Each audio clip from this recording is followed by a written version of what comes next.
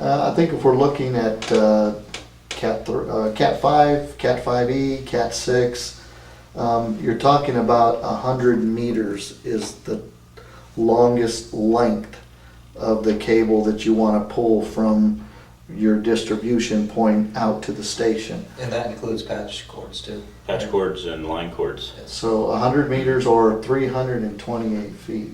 Now what's going to happen if it's longer, the computer still may work on the other end or whatever that device is, but our meters won't pass that cable Because it's outside the standards. because it's outside the standards. And our cable certification equipment will not certify it. Right. And then you run into other problems too, because you have computers, NIC cards, network interface cards, and routers that are waiting a certain time period to get a response. And the longer you get further out, the longer it takes for that response, and they may actually start to resend a packet that should have been responded to as, because they waited the time limit. Yeah, Ethernet's pretty resilient. So in practicality, if you went 101 meters, 102 meters, you probably wouldn't notice a difference, but that is what's listed as the maximum supportable distance, and you're better off to stay within it. And in most cases, most pools are under, Yeah. they're going to be Under 150, 300 feet. under 300, but average is probably around 100 to 150. But anyway, if you're going further than 100 meters, there are some solutions. One is you design your floor plan in such a way that there's a switch that would handle other parts of the building that are further from so you put a intermediate distribution center there. Correct. Rather than a main distribution center. Also, if the switches themselves are more than 100 meters apart, you connect them using fiber. Fiber does not have that limitation. And the limit for fiber, depending on the multi-mode, single mode, multi-mode, it's right around 600 meters or just under 2,000 feet.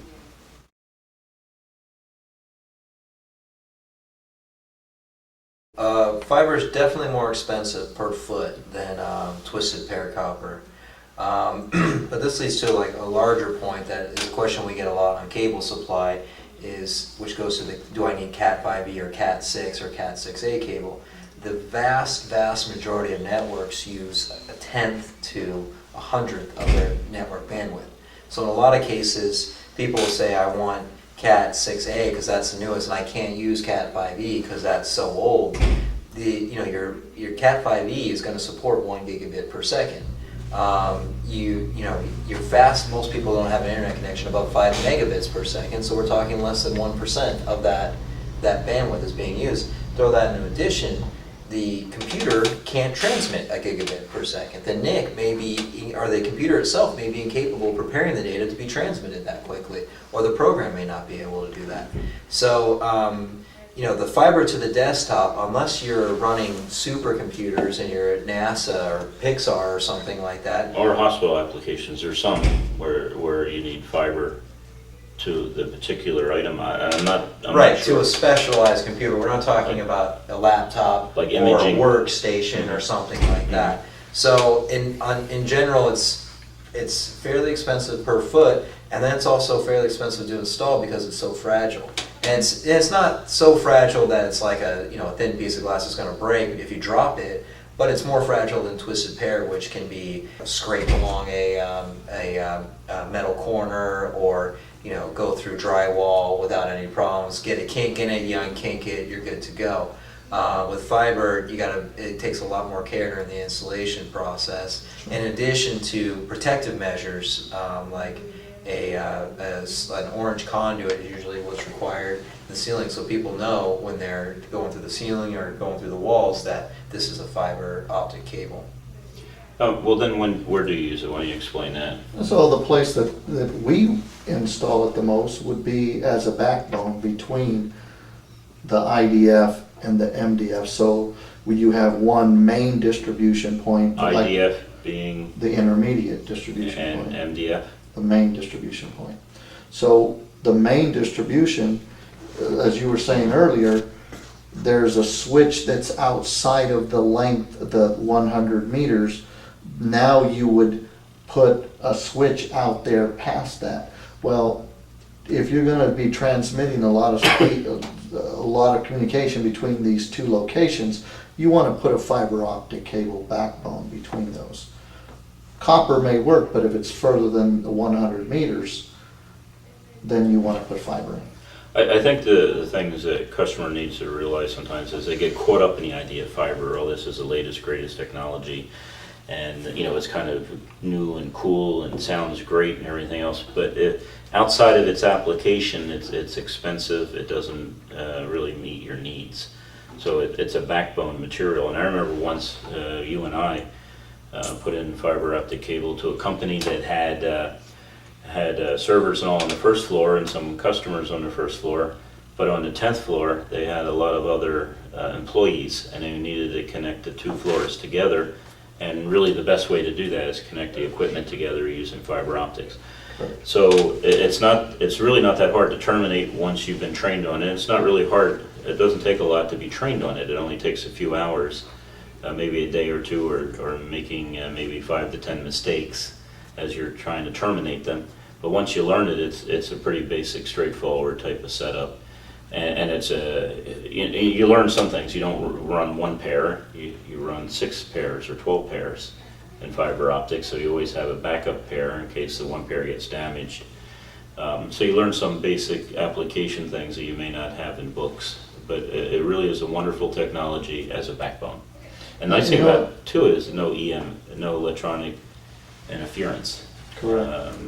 One of the things that we talked about, people going to school to learn this, this is one area where people have gone to school, and there's many schools that teach people in fiber optic terminations. Mhm. However, in our line of business, what would you say, 1 in 10 requires fiber, or 1 in 50? 50, yeah. That, if we're dealing with small to medium-sized businesses, not a lot of fiber going into those businesses. No.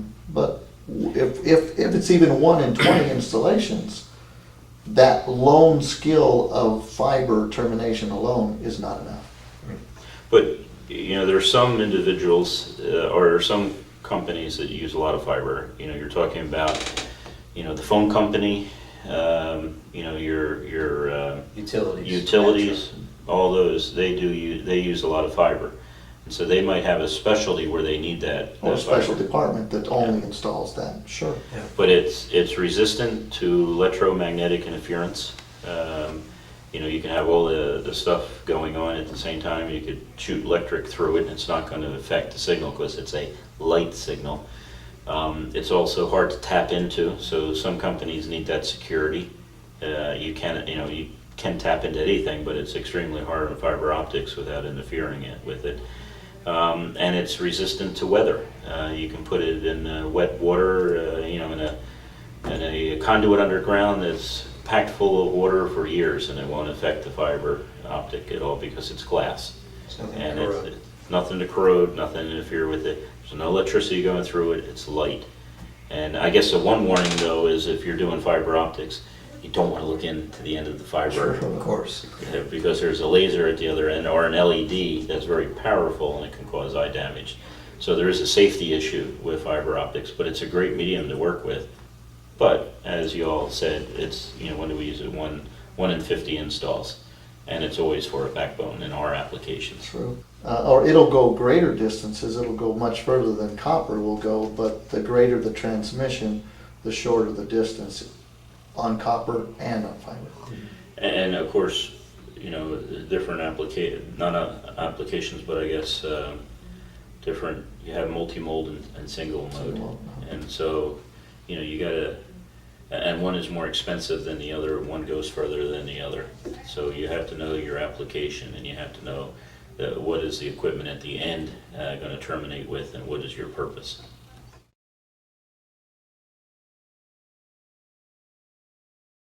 I'll start with what is twisted pair. The copper in a 4-pair Cat 5, Cat 5E, Cat 6, there are 4 twisted pairs. the manufacturers twist two wires around, loosely twisted around each other, and there's 4 of those within the cable, all of them copper. So you could have UDP, Unshielded. unshielded twisted pair, or STP, shielded twisted pair. And I guess if you ever got to the application where you needed shielded twisted pair, coax can be used as well. Yeah, well, the coax, the exterior, you have 2 conductors, and you have the exterior on the coax cable, and that has different types of shielding, you know, a quad shield it's called, different types of shielding on it, and then you have a single center conductor. Right. In the One center. copper. One copper thing going through, but it's not compatible with standard Ethernet Correct. installation. So you use it for a radio transmission to an antenna. You would use coax. DS3s, do they use coax? DS3s use DS3s use coax. coax. I thought the DS3s use fiber optics. There's a couple ways you can do it, but coax is one of them. It used to be old ArcNet. CATV. Yeah. Yeah. So. Which we TV never- Cable we don't- applications. We don't usually Closed get involved in circuit, that. closed circuit television, yeah. But a lot of the closed circuit TV that's using coax these days is actually changing to IP, Yes. Internet Protocol. So they're actually going to Ethernet cables. 4 twisted pairs. And most of them power over Ethernet, PoE, Yes. to run these closed circuit TVs. But coax has great bandwidth capabilities, and different types of coax. Not used as much as, nowhere near as much as it used to. It used to start out with all the computers used to have the ArcNet, where you'd have a backbone and all the computers would attach to that backbone. And that was the best they had back then.